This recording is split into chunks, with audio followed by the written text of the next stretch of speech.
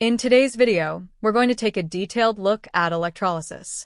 We'll start with a quick overview of what electrolysis actually is, and then move on to see how this fascinating process allows us to separate elements from compounds, even in cases where those compounds are insoluble, such as lead bromide.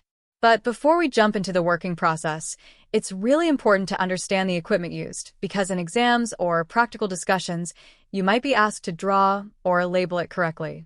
First, we need a beaker or any suitable container to hold our electrolyte. The electrolyte is basically a liquid or solution that contains an ionic compound. The key thing to remember is that the ions in the electrolyte must be free to move, because without that movement, electrolysis cannot happen. If the compound we are using is soluble, like copper sulfate, then we simply dissolve it in water. The resulting aqueous copper sulfate solution becomes our electrolyte. However, if the compound is insoluble, such as lead bromide, then we need to heat it until it becomes molten. Only in its molten state can the ions move freely within the liquid.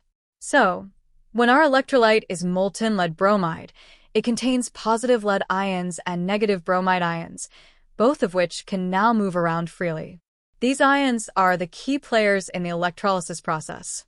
Next, we need to set up our electrodes, the solid conductors through which electricity enters and leaves the electrolyte. Electrodes are generally made of metal or carbon because these materials conduct electricity well and are often chemically stable. On the right-hand side, we have the positive electrode, known as the anode, and on the left-hand side, the negative electrode, known as the cathode. Now, we connect both electrodes using wires and attach them to a power supply, such as a battery. The battery's purpose is to drive the flow of electrons through the external circuit. Once everything is connected, we can begin the actual process of electrolysis.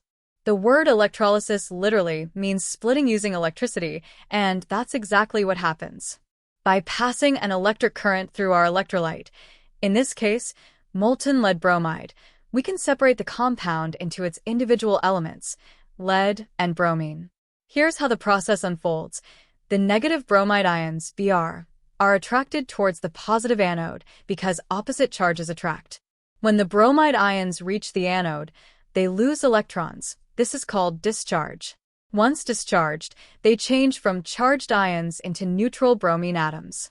These atoms then pair up to form bromine gas, Br2, which you'll see bubbling up and escaping from the electrolyte.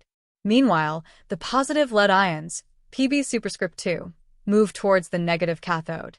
When they reach the cathode, they gain electrons, meaning they are also discharged, and become pure lead metal.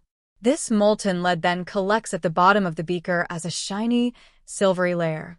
Now, let's take a closer look at what's really happening at the electrodes. Each electrode is the site of a chemical change. One involves oxidation, and the other involves reduction. At the anode, the bromide ions are oxidized. They lose electrons to form bromine gas. We can represent this with the half equation. 2Br, Br2 plus 2E. At the cathode, the opposite happens, reduction. The lead ions each gain 2 electrons to form neutral lead atoms. That half equation is Pb2 plus 2E, Pb. So overall, what's happening is a transfer of electrons. The electrons released by the bromide ions at the anode flow through the wire, powered by the battery, and travel around to the cathode. There, they are accepted by the lead ions, turning them into solid metallic lead. In simple terms, electrolysis is a way of using electricity to convert ionic compounds back into their pure elements by transferring electrons from the negative ions to the positive ions. It's a clear demonstration of how electrical energy can drive a non-spontaneous chemical reaction, one that wouldn't occur naturally without this input of energy. To summarize, in the electrolysis of molten lead bromide, bromine gas forms at the anode, while pure lead metal forms at the cathode. This process helps us separate and obtain elements in their pure form, and it's the same basic principle used in industries for metal extraction and electroplating. In the upcoming lessons, we'll explore more examples, such as the electrolysis of metal oxides to extract pure metals, and the electrolysis of aqueous solutions to understand how the presence of water changes the reactions taking place.